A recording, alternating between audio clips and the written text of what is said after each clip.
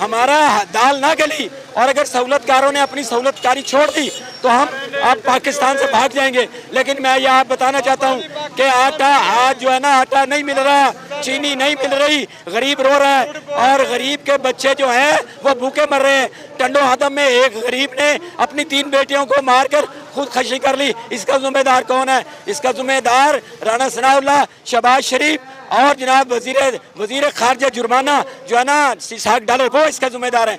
ये मुल्क में जितनी खुदकशियाँ हो रही हैं ना, इसका जवाब तुम्हें देना पड़ेगा। साना मॉडल टाउन का जवाब तुम्हें देना पड़ेगा। तुमने जितने लोगों को मारा है, इंशाल्लाह वो वक्त करीब नहीं, वो बहुत जल्दी करीब आ चुका है और वो वक्त आने वाला है कि तुम जेलों में होगे और इंशाल्लाह ताला हमारा कायद इमरान खान वज़ीर आज़म होगा। और मैं ये बताना चाहता हूँ कि रहेगी सादा किताब कब तक, कभी तो आगाज़ बाब होगा। जिन्होंने बस्ती उजाड़ डाली उन्हें कभी तो उनका हिसाब होगा। Thank you.